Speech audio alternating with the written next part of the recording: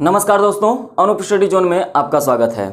जैसा कि हम लोग पढ़ रहे हैं कंप्यूटर और कंप्यूटर की क्लास में हम लोग कंप्यूटर का जो परिचय है, कंप्यूटर के इतिहास के बारे में, कंप्यूटर के बारे में कौन कौन सी कंप्यूटर है इसके बारे में इससे पहले हम लोगों ने देखा है। और आज से हम लोग पढ़ेंगे कंप्यूटर की आधारभूत संरचना। जैसा कि बोर्ड पर लिखा हुआ है कंप्यूटर की आधारभूत संरचना, मतलब ये कि कंप्यूटर का जो सिस्टम होगा उसके बारे में पढ़ेंगे। कंप्यूटर का हार्डवेयर क्या होता है? हार्डवेयर वो होता है कंप्यूटर का जो भी चीज़ होगा, चाहे जो भी चीज़ हो जिसे हम टच कर सकें, छू सकें, वो हार्डवेयर कहलाएगा। अब यहाँ पे कंप्यूटर के हार्डवेयर के बारे में देखिए दिया हुआ है system unit, keyboard, monitor, mouse, hard disk, उसके बाद CD ROM drive, speaker, mic. देखिए ये जो है ये क्या है, कंप्यूटर के हार्डवेयर के अंतर्गत आते हैं जो सिस्टम होते हैं। उसके बाद ये क्या है, मल्टीमीडिया पर्पज से है, CD ROM drive, speaker, mic, modem. और ये जो प्रिंटर, फ्लॉपी ड्राइव, ये इसको क्या कहते हैं? इनको कहते हैं ऐच्छिक घटक। क्या कहते हैं? ऐच्छिक घटक। ये जो ऐच्छिक घटक है इसमें क्या होता है, ये अपनी आवश्यकता अनुसार इसको क्या होता है, कार्य में लगाया जाता है। अपनी आवश्यकता अनुसार कार्य में लगाने का मतलब क्या है, जब जिसकी आवश्यकता होगी उसको हम लगाएंगे, इसीलिए इसको क्या कहा जाता है, ऐच्छिक घटक। अब ऐच्छिक घटक होने के कारण क्या है कि यह जो है कि एग्जाम में प्रश्न पूछा हुआ है, निम्न में से कौन सा ऐच्छिक घटक है। अब ऐच्छिक घटक में वही चीजें आएंगी जो हम लोग अपनी इच्छा अनुसार लगाएंगे। ये है वीपीएस और सीवीटी, दो चीजें हैं। ये दोनों क्या है, पावर सप्लाई करते हैं। ठीक है, तो पावर सप्लाई करते हैं। तो वीपीएस का फुल फॉर्म क्या होता है? वीपीएस का फुल फॉर्म होता है, माफ करिएगा, वीपीएस नहीं यूपीएस होगा। यूपीएस का फुल फॉर्म क्या होता है?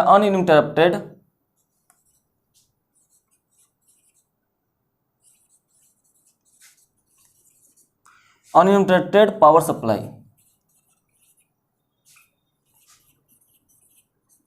ठीक है, उसके बाद सीवीटी है, यह है constant voltage transformer.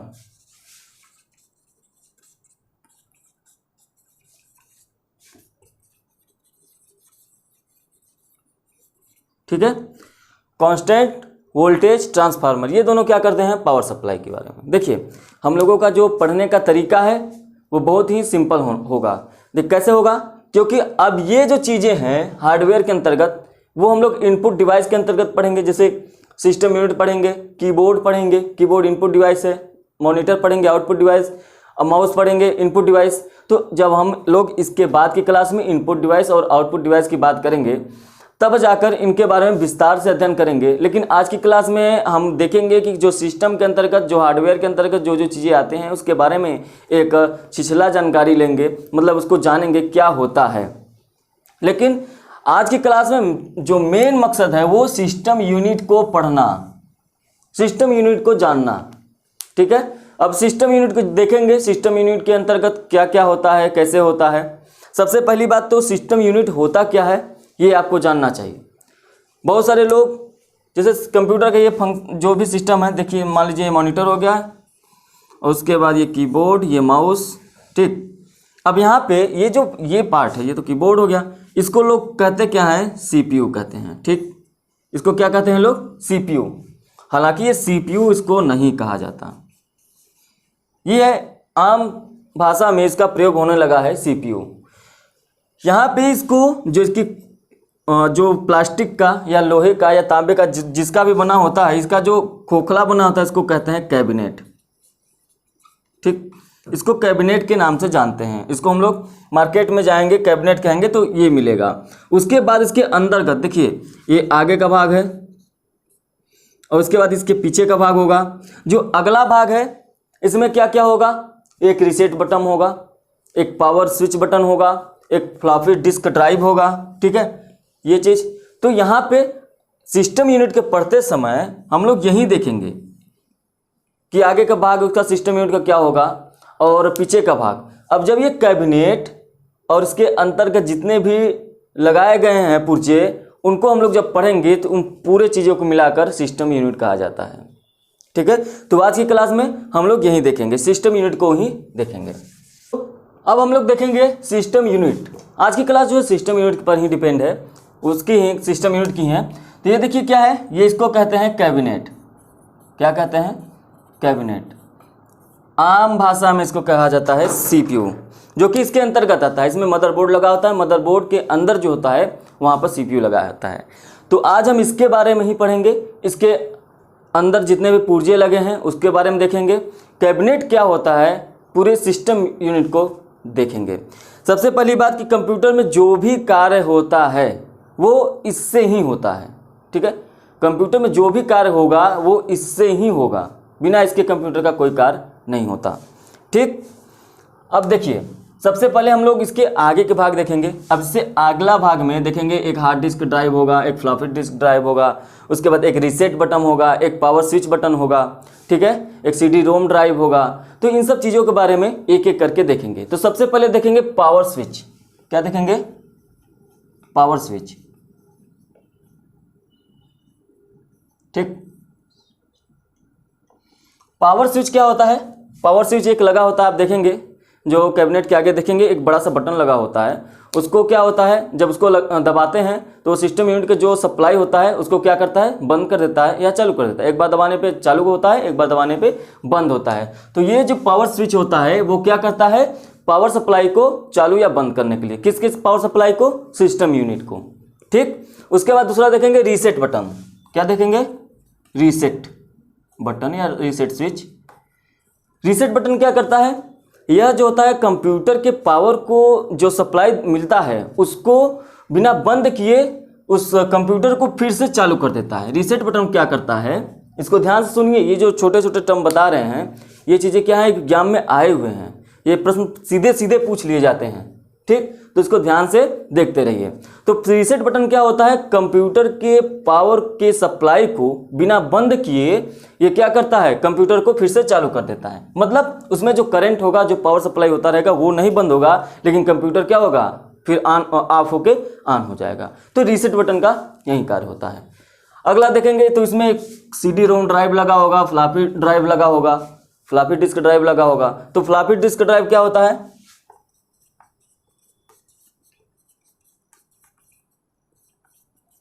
Floppy disk drive. Floppy disk drive क्या होता है, फ्लॉपी डिस्क ड्राइव का काम जो होता है वो सूचना को पढ़ने का काम होता है, या तो फिर उस पर नई सूचना डालने के लिए क्या होता है, उसका प्रयोग किया जाता है। कोई नई सूचना डालना होता है तो फ्लॉपी डिस्क ड्राइव का प्रयोग किया जाता है। फ्लॉपी डिस्क ड्राइव का जो प्रचलन है इतने समय वो क्या होता है, खत्म हो चुका है, लगभग ना के बराबर हो गया है। अब इसका स्थान किसने ले लिया है, USB ने। USB का नाम आप सभी लोग जानते होंगे, इसका प्रयोग अब बहुत ही ज़रूरी हो गया है, सभी लोग इसका प्रयोग करते हैं। तो फ्लॉपी डिस्क ड्राइव का प्रयोग अब लगभग ना के बराबर बंद हो चुका है। तो इसका जो प्रयोग है वो USB ने ले लिया है, या तो फिर कहें नेटवर्क फाइल ट्रांसफ़र NFT ने ले लिया है। यही दो चीज़ें हैं जो फ्लॉपी डिस्क ड्राइव का स्थान ले लिए हैं। तो ये काम आप याद रखिएगा इसका कि फ्लॉपी डिस्क ड्राइव का जो काम होता है वो क्या होता है, किसी भी सूचना को पढ़ने का काम होता है। किसी भी सूचना को से कहीं सूचना ट्रांसफ़र करना है, कहीं डालना है सूचना, नई सूचना को लेना है, तो इसका काम होता है फ्लॉपी डिस्क ड्राइव का, ठीक। नेक्स्ट है CD रोम ड्राइव। CD रोम ड्राइव, CD रोम ड्राइव का काम क्या होता है, ये भी कैबिनेट के आगे वाले पुर्जे में लगा होता है। अभी हम लोग सिर्फ सिस्टम यूनिट के कैबिनेट के सिर्फ अगले भाग पे बात करें, अगले भाग पे क्या क्या लगा होता है, क्या क्या काम होता है, ठीक। तो यहाँ पर क्या होगा, CD रोम ड्राइव में आप देखेंगे CD रोम ड्राइव CD की सूचना को पढ़ने का काम करता है। CD की सूचना को पढ़ने के लिए एक लेंस का प्रयोग तो होता है, ठीक। CD की सूचना को पढ़ने के लिए एक लेंस का प्रयोग होता है। CD ट्रे को बाहर अंदर करने के लिए एक स्विच का प्रयोग होता है उसी में, ठीक। वहाँ पे लगा होता है एक स्विच लगा होता है जो CD ट्रे को बाहर अंदर करता है, और जो CD ट्रे बाहर आता है उसी में आप देखेंगे तो लेंस भी उसी में लगा रहता है, ठीक है। उसी में एक और बटन होता है वॉल्यूम को कंट्रोल करने के लिए, वॉल्यूम जो उसका होता है ज़्यादा कम करने के लिए, ठीक। तो ये रहे सिस्टम यूनिट के अगले भाग। सिस्टम यूनिट के पिछले भाग में देखेंगे, यूनिट का पिछला भाग। सिस्टम यूनिट के पिछले भाग में सबसे पहले हम लोग देखेंगे पावर सॉकेट की, ठीक। अब हम लोग पिछला भाग देखेंगे तो पावर सॉकेट।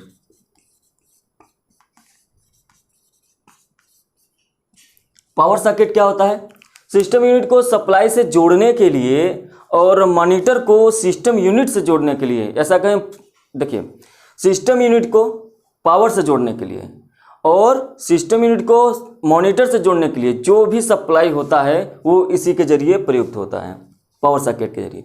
पावर सर्किट का काम ही होता है पावर को सप्लाई देना। तो चाहे मॉनिटर से सीपीयू में कैबिनेट में देना हो, चाहे कैबिनेट को डायरेक्ट सप्लाई देना हो, वो पावर सर्किट का ही काम होता है।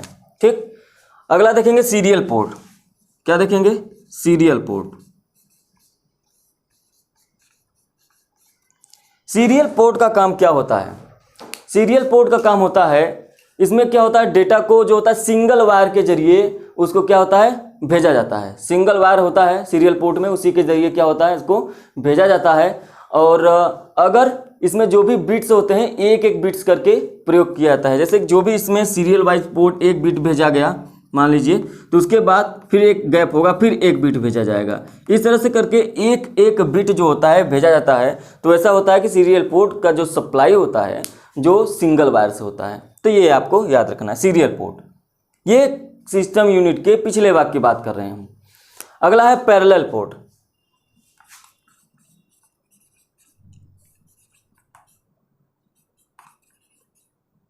पैरेलल पोर्ट क्या होता है?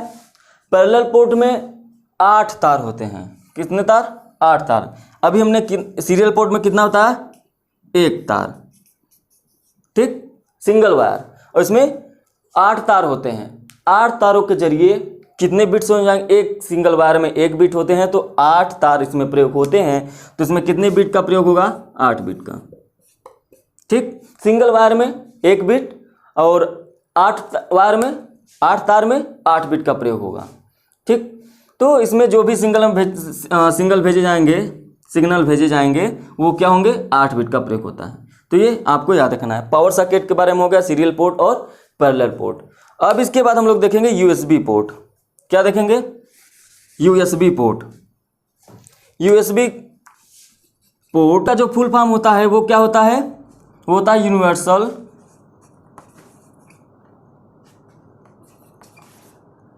यू का यूनिवर्सल, एस का सीरियल और बी का बस। ठीक, यूनिवर्सल सीरियल बस। और ये बस क्या होता है अब इसके बारे में हम लोग जानेंगे जब मदरबोर्ड पढ़ेंगे, तो वहाँ पे इसकी बात होगी। ठीक, जब जहाँ पर प्रयोग किया जाता है फ्लॉपी डिस्क ड्राइव का, अब क्या होता है यूएसबी का प्रयोग होने लगा है। और जब यूएसबी का प्रयोग होने लगा है तो सबसे ज़्यादा इतने में जो प्रयोग होता है वो यूएसबी में ही प्रयोग किया जाता है। देखिए, अगर आप पहले की माउस को देखते होंगे तो वहाँ पे पीछे एक गोला का बना होगा, और वो गोला जो होता है पिछले भाग में कैबिनेट के, वहाँ पर उसका प्रयोग किया जाता था। लेकिन अब क्या है, चाहे कीबोर्ड हो चाहे माउस हो, उसमें यूएसबी पोर्ट ही आता है। तो यूएसबी पोर्ट का प्रयोग जो होता है वो होता है। चाहे अब यूएसबी पोर्ट हो, चाहे वो अगले भाग में करिए चाहे पिछले भाग में करिए, दोनों एक ही काम करेंगे। तो इतने समय चाहे प्रिंटर में हो, प्रिंटर में देखेंगे, पेन ड्राइव में देखेंगे, चाहे कीबोर्ड में देखेंगे, माउस में देखेंगे, हर जगह क्या होगा? यूएसबी का प्रयोग होने लगा है। ठीक, एक और बताते हैं आपको। अगला भाग है SCSI। SCSI इसका फुल फॉर्म क्या होता है? इसका फुल फॉर्म होता है स्मॉल कंप्यूटर सिस्टम, और ये आई का क्या होगा? इंटरफेस। स्मॉल कंप्यूटर, ये क्या? सिस्टम, आई से इंटरफेस। तो ये भी आपको याद रखना है। लिख लीजिए, लिखना हो तो स्मॉल कंप्यूटर सिस्टम इंटरफेस। तो ये हो गया SCSI।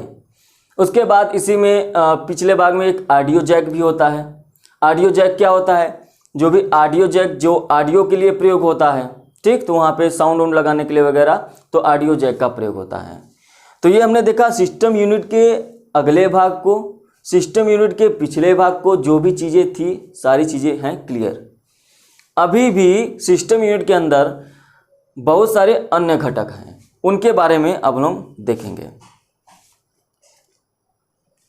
सिस्टम यूनिट के अन्य घटक जो हैं वो क्या होते हैं? अन्य घटक में जैसे मदरबोर्ड का प्रयोग हो गया, सीपीयू का प्रयोग हो गया, रैम का प्रयोग हो गया, रोम का प्रयोग हो गया, मैथ को प्रोसेसर का प्रयोग हो गया। तो ये सारी चीज़ें, उसमें वीडियो कार्ड भी होता है। तो ये सारी चीज़ें अब हम लोग एक एक करके देखेंगे। हालांकि रैम रोम का प्रयोग हम लोग जब मेमोरी पढ़ेंगे, जब उसका विस्तार से डिटेल से अध्ययन करेंगे, तब जाके वहाँ पर क्या होगा, रैम और रोम को बहुत ही गहराई रूप से देखेंगे। आज यहाँ पर हम लोग रैम और रोम के बारे में जानकारी लेते हुए आगे बढ़ेंगे। ये क्यों जानकारी लेंगे? क्योंकि ये सिस्टम यूनिट का हिस्सा है और सिस्टम यूनिट के जितने भी हिस्से हैं वो आज हम लोग जान रहे हैं। तो सबसे पहले हम लोग किसके बारे में जानेंगे? मदरबोर्ड के बारे में। ठीक, मदरबोर्ड के बारे में क्या होता है मदरबोर्ड? मदरबोर्ड ये एक प्लास्टिक का बना सर्किट बोर्ड होता है, या तो कभी कभी क्या होता है इसमें मेटल जो होता है मेटल का भी प्रयोग होता है, लेकिन अधिकतर आप देखेंगे जो इसका प्रयोग होता है वो किसका प्रयोग होता है? प्लास्टिक का। तो प्लास्टिक का एक सर्किट बोर्ड होता है मदरबोर्ड जो होता है। ठीक, इसमें क्या होता है, जो धातु से बने होते हैं महीन महीन धागे आप देखे होंगे। जैसे मान लीजिए प्लेट है, तो आप अगर कोई भी प्लेट देखेंगे तो उस पर धातु के ऐसे ऐसे तार करके गए होंगे। ठीक, ऐसे तार करके, इसको क्या कहते हैं? इनकी जितनी गहराई होती है, महीन महीन धागे होते हैं, इन्हीं को कहते हैं बस। क्या कहते हैं? बस। ये जो बस होता है ये एग्जाम में पूछा गया है, तो इसलिए इसको आपको याद रखना है। बस क्या होता है? जिसमें धातु द्वारा निर्मित महीन धागों की समान संरचनाएं होती हैं और उन संरचनाओं को बस कहते हैं। ठीक, उन संरचनाओं को बस कहते हैं। इसके द्वारा क्या होता है? इसके द्वारा जो ये संरचनाएं बनी होती है, ये धातुओं के जो महीन महीन धागे हैं, इनके द्वारा क्या होता है? संकेतों को या जो अलग अलग सूचनाएं हैं, जो अलग अलग संकेत हैं, उनका आदान प्रदान होता है, एक जगह से दूसरे जगह आता जाता है। ठीक, कैसे होता है? करंट के रूप में, प्रवाह के रूप में वो आदान प्रदान होता है। तो कंप्यूटर में जो प्रोसेसर होता है उसके अलग अलग प्रकार के जो होते हैं कार्ड, जैसे डिस्प्ले कार्ड हो गया, साउंड कार्ड हो गया, सीपीयू हो गया, ये कहाँ होते हैं? ये मदरबोर्ड पर ही प्रयोग होते हैं। कौन कौन? साउंड कार्ड, डिस्प्ले कार्ड,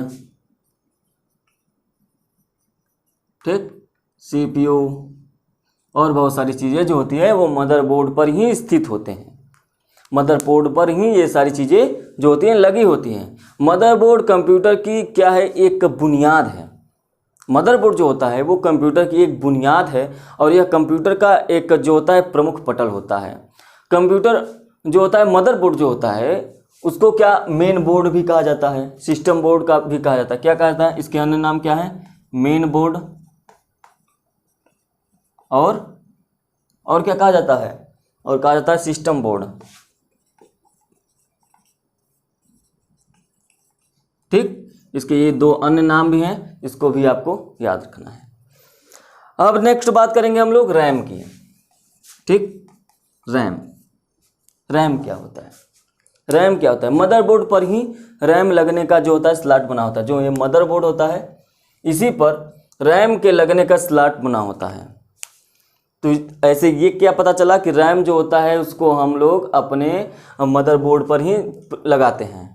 ठीक, तो रैम का जो स्लॉट होता है मदरबोर्ड पर लगा होता है। इसमें क्या होता है, अगर आपके जितने आवश्यकता अनुसार जितनी आपकी आवश्यकता हो उतना रैम का प्रयोग आप कर सकते हैं और उतना ही रैम जो होता है मदरबोर्ड में स्लॉट रहता ही है, आप उस पर लगा सकते हैं। ठीक, यह जो रैम होता है, ये जो रैम है ये एक कार्यकारी जो होता है मेमोरी होता है, जिसे हम कंप्यूटर पर कार्य कर रहे हैं। ठीक, मान लीजिए कंप्यूटर पर कार्य कर रहे हैं और कंप्यूटर बंद हुआ। जैसे कंप्यूटर बंद हुआ तो वहाँ पर जितने भी फाइल होंगी, जितने भी सूचनाएं होंगी वो क्या होंगी? डिलीट हो जाएंगी, वो वहाँ से हट जाएंगी। तो ये सूचनाओं को नष्ट कर देता है। कब? जब इससे सप्लाई ऑफ होता है या कंप्यूटर बंद होता है, कोई भी फाइल होगा वो क्या होगा? उसकी सूचना नष्ट हो जाएगी। यहाँ पर ऐसा कर सकते हैं कि यहाँ पर जो सूचना होती है, रैम में जो सूचना होती है वो अस्थायी होता है। ठीक, अस्थायी सूचना होता है, तो इसको भी आपको समझना है और याद रखना है। ठीक, अगला बात करेंगे रोम की। किसकी बात करेंगे? रोम क्या होता है? रैंडम, ये देखिए इसका फुल फॉर्म हमने नहीं बताया। रैंडम एक्सेस मेमोरी होता है और ये होता है रीड ओनली मेमोरी। क्या होता है? Read only memory. और ये जो होता है रैंडम एक्सेस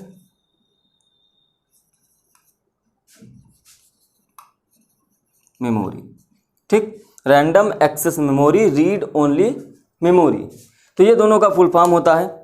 इसमें देखिए जैसा कि नाम से ही पता चल रहा है कि रीड ओनली मेमोरी, इस मेमोरी का जो कार्य होता है, रोम का जो कार्य होता है वो सिर्फ क्या होता है, सूचनाओं को सिर्फ पढ़ने का काम करता है। यहाँ से सूचनाएं डिलीट नहीं होती हैं। आप इसमें भी आवश्यकता अनुसार रोम का प्रयोग कर सकते हैं, जितने भी आपको जीबी का, गीगाबाइट का जितना भी प्रयोग करना है आप इसका प्रयोग कर सकते हैं। यहाँ सूचनाएं नष्ट नहीं होती हैं, ठीक है।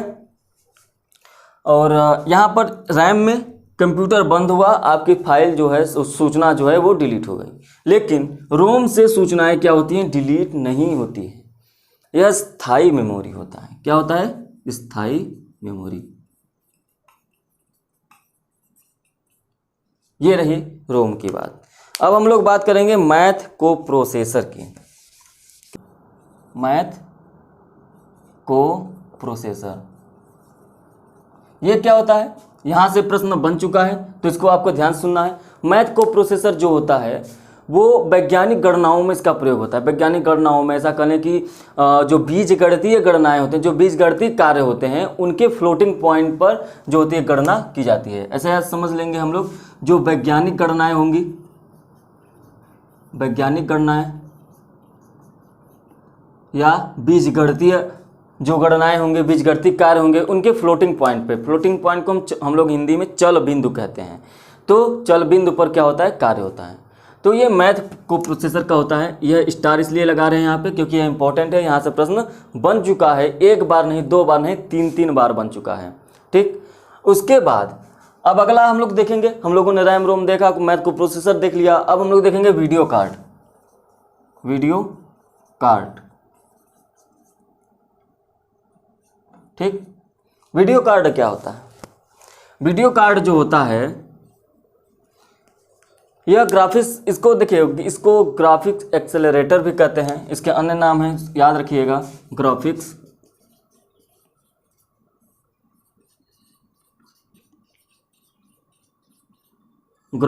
एक्सेलरेटर, उसके बाद डिस्प्ले एडेप्टर,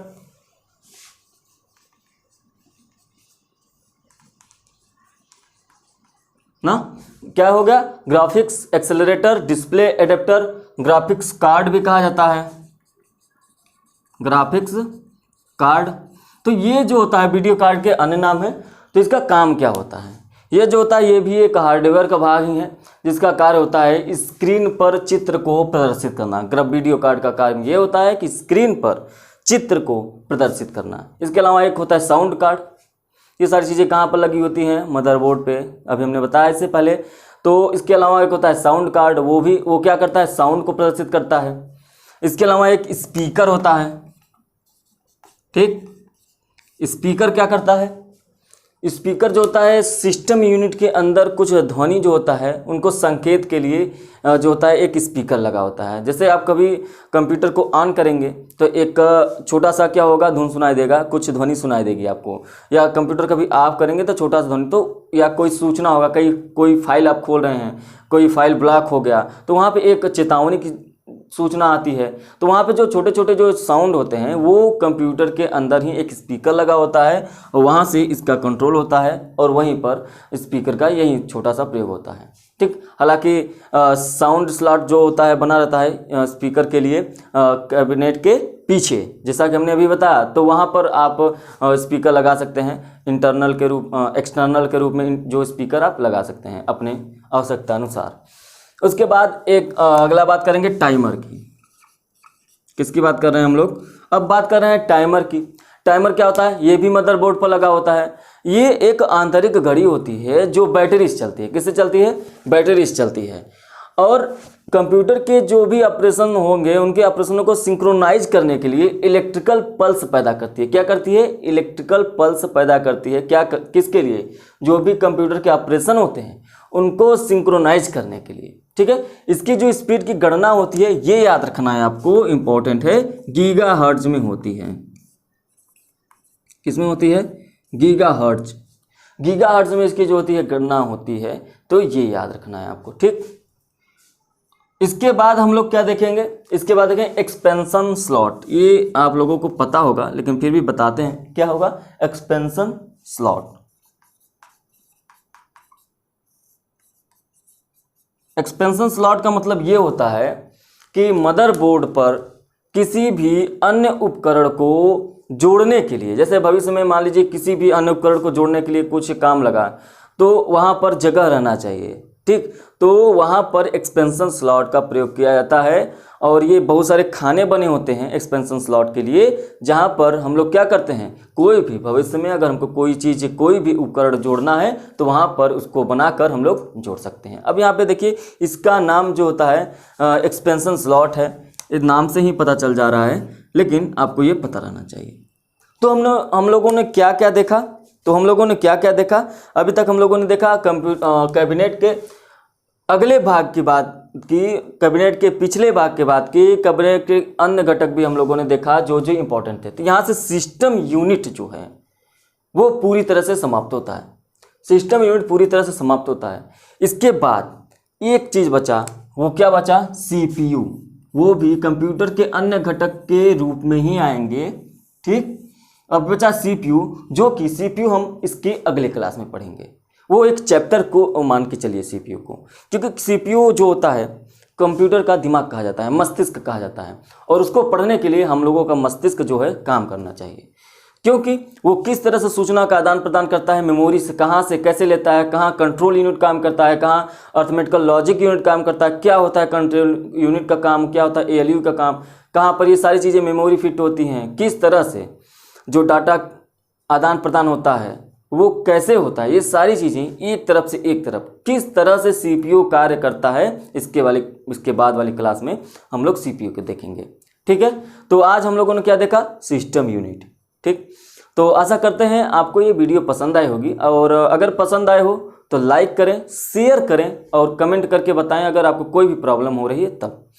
उसके बाद अगर आप चैनल पर नए हो तो सब्सक्राइब कर दीजिए, सब्सक्राइब करने के बाद बेल आइकन दबा दें, जिससे जो भी नोटिफिकेशन हो आपको मिलती रहे।